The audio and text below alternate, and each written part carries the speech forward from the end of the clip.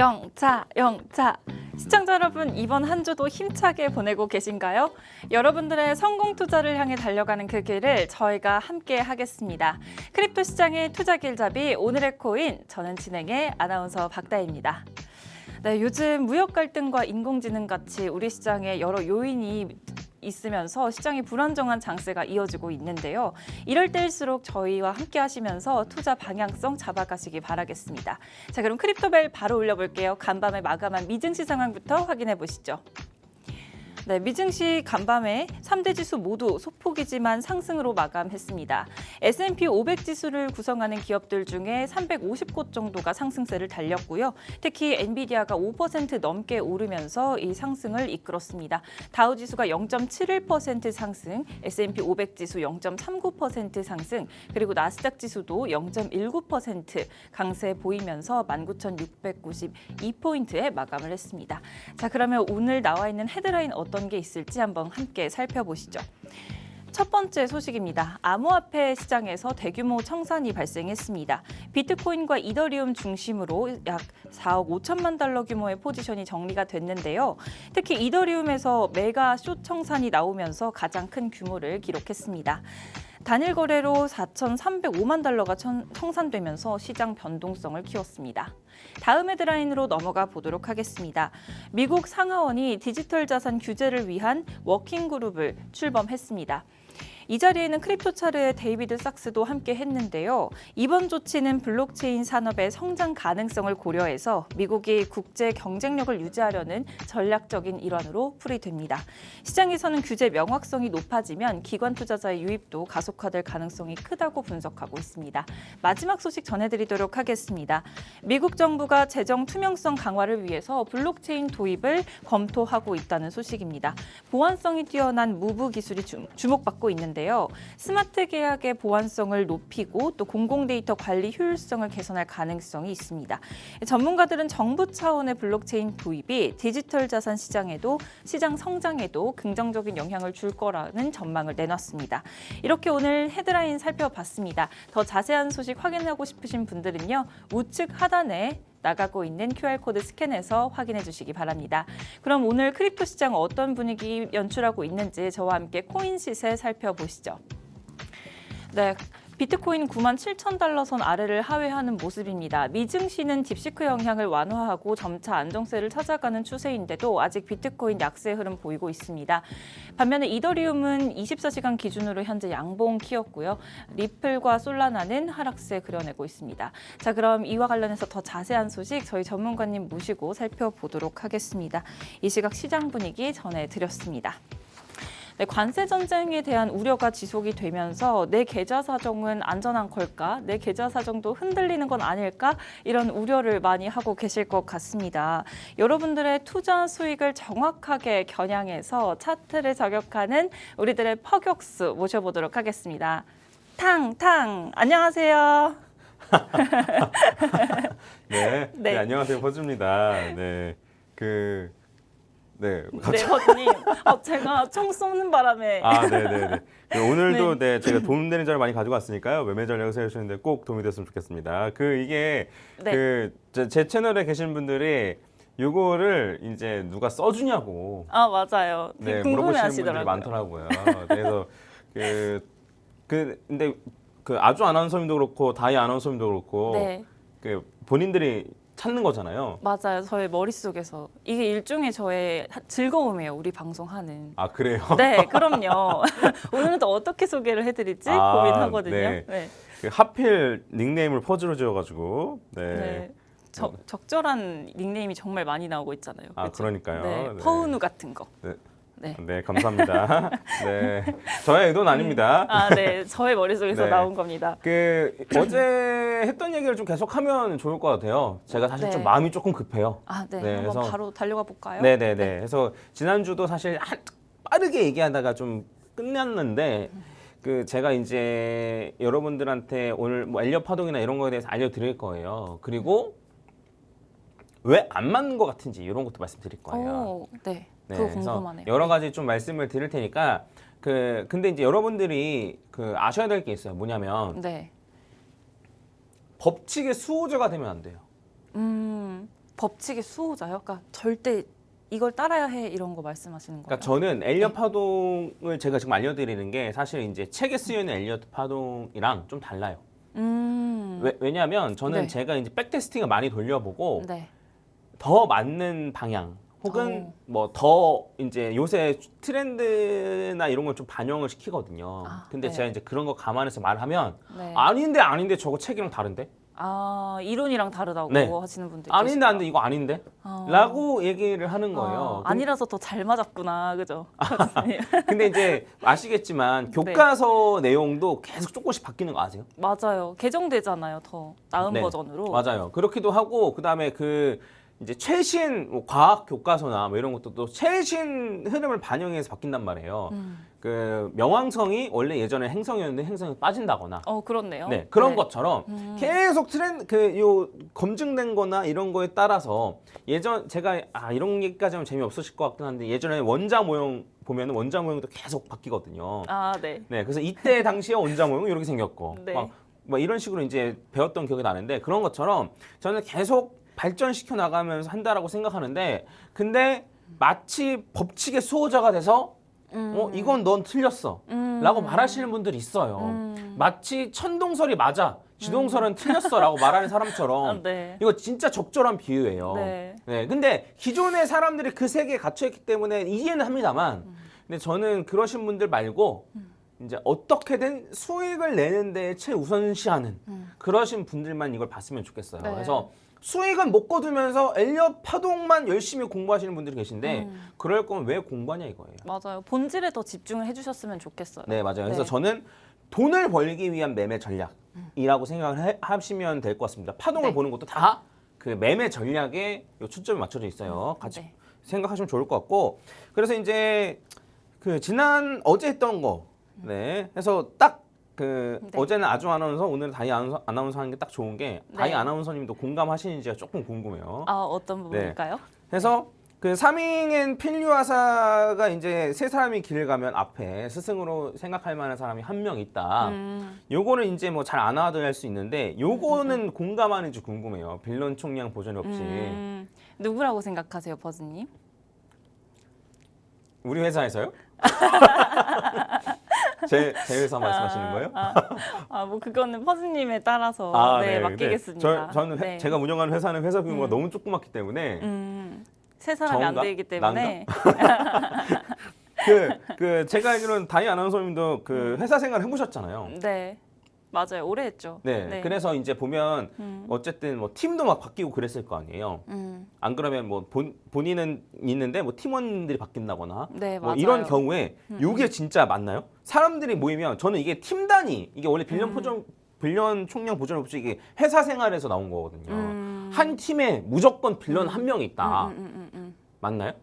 만드는 걸 수도 있지 않을까요? 누군가 그 역할을 해야만 해. 이런 거죠. 빌런 역할을 해야만 해. 그렇죠. 이건 꼰대 같은 발언인데요? 그렇기 때문에 어딜 가나 한 명을 만들어내는 거 아닐까요? 그런가요? 그러니까 이제 나는 악역이 되겠어. 약간 그러니까 이런 거예요? 아니죠. 이렇게 조금 서로 이제 보듬어주고 영차 해야 하는데 네. 이제 한 명을 빌런을 만드는 그런. 무서워. 그런가요? 전혀. 그래서 꼭 한 명이 있는 거 아닐까요? 그런가요? 어쨌든 누굴 한 명 만들기 때문에 그런 거다. 그런 게 아닐까? 네, 알겠습니다. 어쨌든 공감하신다는 거죠? 잘 모르겠어요, 저는. 그래요? 네. 네. 그러면 이제 제1법칙인 게 아닐 그런 걸 수도 있지 않을까. 네, 아무튼. 그래서 제가 말하고 싶은 건 뭐냐면 왜 빌런이 한 명 있는지를 그러니까 왜 한 명일까를 사람들이 열심히 막 분석하지 않는다는 거예요, 제 말은. 그러니까 왜 빌런이 뭐 공감하시는 분들은 있을 텐데 공감하시는 분들 같은 경우에는 왜 빌런이 두 명이 아니고 한 명일까? 왜 빌런은 없지 않고 무조건 한 명 있을까? 이걸 열심히 공부하고 뭐 검증하고 이러지 않는다는 거예요. 대부분 안 하지 않을까요? 네, 검증하지 않고 뭐 하냐면 그냥 받아들인다는 거예요. 내 경험상 저거 진짜 저래라고 하면서 공감을 한다는 거죠. 이해 혹시 가시나요? 그러니까 이제 제가 말하고 싶은 거는 이걸 그냥 이제 우리 일상생활에 일어나는 일 자체를 이거 막 열심히 검증하거나 이런 게 아니고 받아들이고 경험상 받아들이는 경우가 많다. 그리고 이런 게 어쨌든 대부분의 통계다. 네, 이런 얘기를 제가 하고 싶었고 지난 시간에 했고 그다음에 그거의 대표적인 게 바로 정규 분포. 네, 해서 이제 키가 예를 들어 뭐 190 이상인 사람들은 몇 %며 뭐 이런 거를 왜 190 이상인 사람이 얼마나 될까를 열심히 분석하는 사람도 있겠지만 대부분은 이런 걸 통계로 생각하고 그냥 넘어가는 경우가 많다라는 거죠. 그래서 이러한 것들 때문에 이제 저희가 이제 여러 가지를 좀 생각할 수 있는데 이제 보면은 요렇게 고점을 확실하게 돌파하는 경우가 있어요. 요 직전에 있었던 고점을 확실하게 돌파하는 경우. 근데 요 확실히 돌파할 때는 예를 들면 이런 거예요. 한 70%는 예를 들어요. 70%는 사. 예를 들어 30%는 팔아. 이게 정확한 예시가 아니고 정확한 요 숫자 비율이 아니고 예시입니다. 그렇기 때문에 올라. 그러니까 이런 거예요. 그럼 왜 70% 사고 왜 30%는 팔려고 하는지를 알아내려고 하는 사람들이 있는데 굳이 그럴 필요가 없다라는 거죠.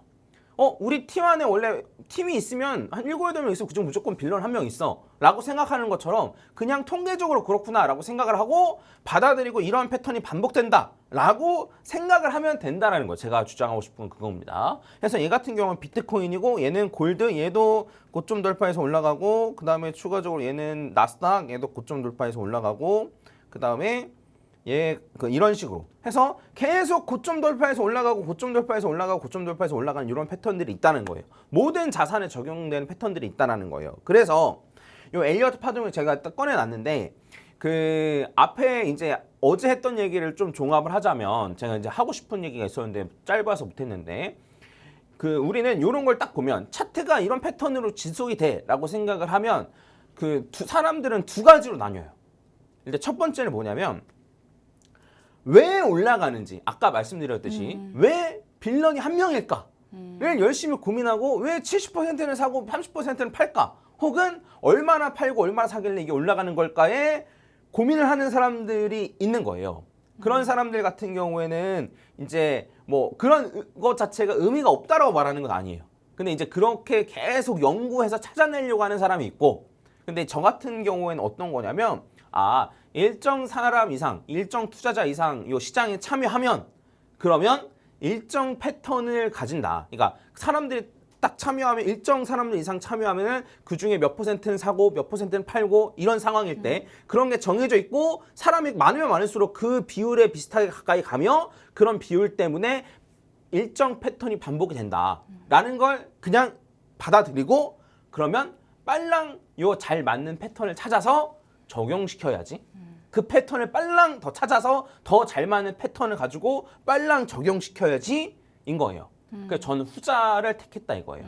근데 네. 앞에 왜 그런지를 찾는 사람들이 의미가 없다는 건 아닌데 이제 그러신 분들은 이제 제 생각에는 이제 박사 과정이나 공부나 연구 이런 쪽으로 특화되신 분들이 하시는 거고 우리는 돈을 버는 게 목적이잖아요. 네. 그래서 우리는 목적을 잊지 말자는 거예요. 네. 우리의 목적은 돈을 버는 거니까 네. 그 목적을 잊지를 말자. 돈 버는 거에 집중하자. 그럼 돈 버는 거를 생각한다면 왜 이렇게 되는지를 알아낼 게 아니고 이렇게 반복되는 게 있네? 그럼 반복되는 걸 찾아가지고 언제 반복되는지 딱딱딱딱 케이스별로 해가지고 그걸 빨랑 적용시켜서 난 돈 벌어야겠다로 갔으면 좋겠다 이겁니다. 이게 일종의 투자 심리를 반영하는 거죠. 네, 맞아요. 네, 그러니까 정확히 왜 그렇게 되는지 알기 어렵기도 하겠네요. 그렇죠. 근데 이제 모든 사람들 머릿속에 칩을 받고 그러니까 투자하는 사람들의 칩을 받고 투자를 딱 시켜가지고 하면은 누군가는 요런 상황일 때 몇 %는 사고 몇 %는 팔고 몇 %는 관망하고 몇 %는 현금을 끌어오고 누구는 빚을 내고 이런 게 다 정해져 있을 거예요. 통계를 내면. 그렇지만 각자의 감정은 다 다르잖아요. 네, 근데 그게 사람들이 많아지면 많아질수록 몇 %는 그러고 몇 %는 그러고 이렇게 정해져 있다는 거죠. 네. 그래서 이런 비슷한 패턴이 사실 차트뿐만 아니고 우리가 생활하는 거의 모든 거에 적용될 수 있는데 예를 들면 우리나라는 어느 지역이든 범죄율이 다 비슷해요. 네. 범죄율까지 알고 계시는 거예요, 교수님? 제가 궁금해 조사해봤어요.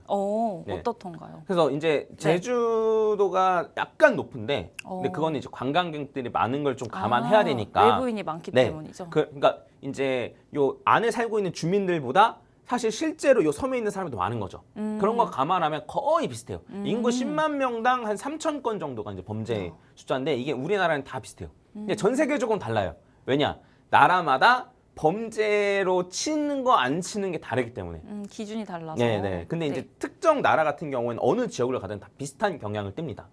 네. 그래서 이런 것도 그렇고, 그 다음에 경제 위기가 이제 더 이상 안 온다는 얘기도 많았어요. 왜냐? 2000년 닷컴 버블, 그 다음에 2007년, 2008년에 요 리만 브라더스 사태를 겪으면서 더 이상 이제 이런 걸 겪었기 때문에 경제 위기가 안 온다 했는데 경제 위기 왔나요, 안 왔나요? 왔나요?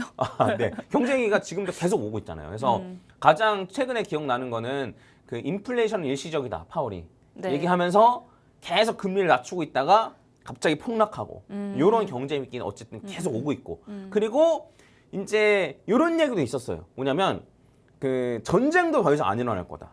왜? 핵무기가 있으니까 전쟁이 나면 나라가는 손해라는 걸 아니까 네. 더 이상 전쟁이 안 일어날 거다라고 했는데 전쟁 지금 계속 나죠. 네, 그래서 맞아요. 러시아랑 우크라이나도 계속 싸우고 있고 그다음에 이스라엘 쪽도 전쟁이 났었고 해서 이런 것도 왜 계속 역사가 반복될까? 왜 이런 패턴이 반복될까? 라고 생각을 해보면 예를 들어 경제 위기 같은 경우는 일정 수준 이상 뭐 상위 뭐 5%나 하위 5%뭐 아니면 상위 10% 나머지 사람들의 빈부격차가 일정 부분 이상 커지면 그러면 이렇게 행동하는 사람 저렇게 행동하는 사람이 딱딱딱딱 확률 분포대로 딱 나뉘고 그러면 이런 식으로 경제 위기가 온다라는 게 정해져 있기 때문이라고 저는 생각하고 있는 거예요. 전쟁도 마찬가지고. 예, 그래서 그 우리가 사는 것도 다 마찬가지입니다. 우리가 이렇게 살고 전 세계적인 것들도 다 마찬가지예요. 결국에는 사람들이 일정 부분 이상 모이면은 몇 퍼센트는 이런 행동, 몇 퍼센트는 이런 행동 하는 게 다 모여서 그 패턴이 결국엔 반복이 된다. 라는 걸 전 얘기하고 싶었던 겁니다. 차트가 인생을 담고 있네요, 버스님. 네. 네. 그러면 이제 그 중에 잘 맞는 패턴을 우리가 빨랑 찾으면 되잖아요. 그래서 네. 제가 했던 거 그거예요. 뭐냐면 유명한 패턴부터 검증해보자. 내가 처음부터 제로 베이스에서 패턴을 찾는 것보다 유명한 패턴을 먼저 검증해보자.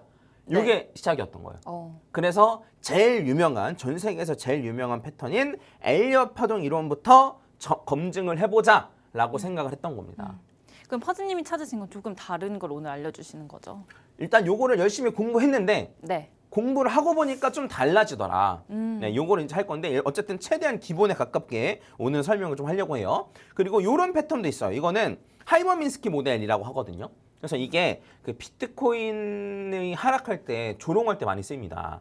네, 해서 비트코인이 하락할 때마다 지금 비트코인 여기다 너네 망했다라고 얘기할 때 많이 쓰이는 요 모델이에요. 그래서 얘 같은 경우에는 현명한 투자자는 요때 미리 투자를 하고 그다음에 요때 1차 현금화 할 때쯤에는 요때는 기관 투자가 들어오고 그다음에 요때 언론 보도가 증가하고 이때 대중이 참여한다.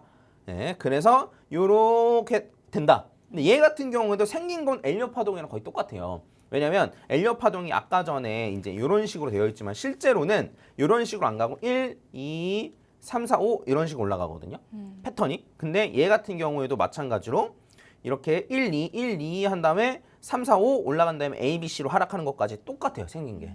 네. 그래서 이런 유명한 패턴들 먼저 제가 이제 공부를 좀 하려고 했던 거였죠. 그래서 이러한 패턴들을 어쨌든 저는 공부를 했고 지금도 계속 공부하고 있어요.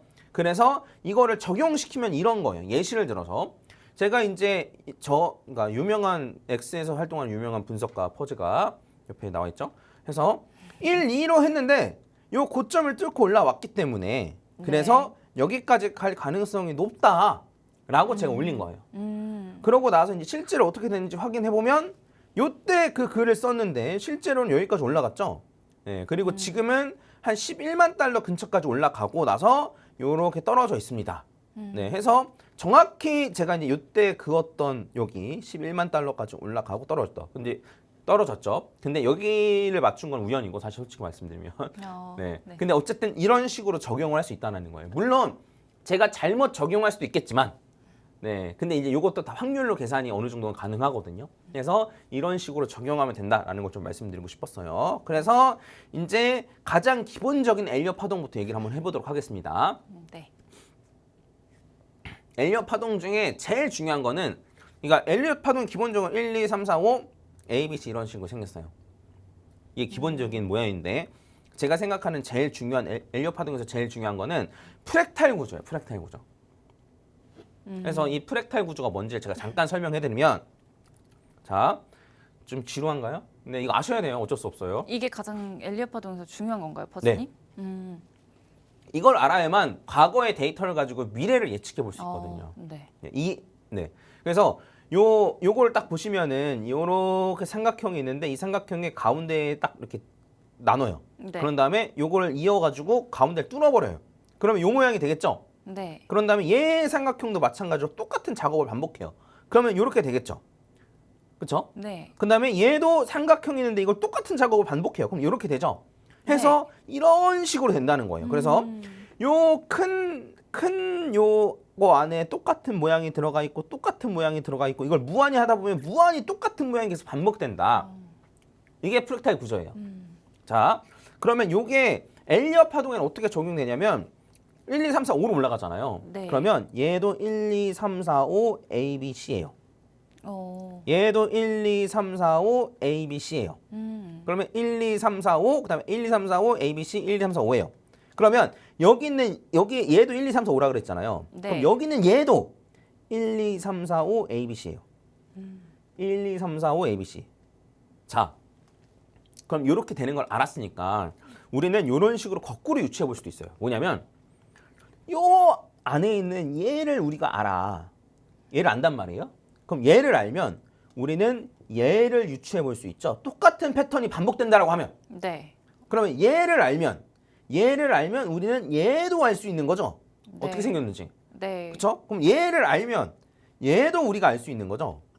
어디까지 커질지 알 수 있는 그렇죠. 거네요. 다음번 패턴은 다음번 사이클은 어떤 식으로 진행될 줄 알 수 있는 거예요. 그러면 이제 우리가 아까 전에 딱 그렸던 걸 요걸 딱 봤을 때 자, 여기에서 이런 식으로 생각할 수 있는 거예요. 여기 1, 2, 3, 4, 5 A, B, C라 그랬는데 A, B, C. 근데 우리는 딴 거는 전혀 모르고 얘만 지금 보고 있어요. 얘만 우리가 지금 알 수 있어요. 요거는 앞으로 진행된 거 우리는 몰라 아직. 모르는데 얘만 알고 있어. 그러면 프랙탈 구조니까 1, 2, 3, 4, 5 A, B, C니까 프랙탈 구조니까 얘를 1, 2로 하는 3, 4, 5가 진행되겠구나를 알 수 있는 거예요.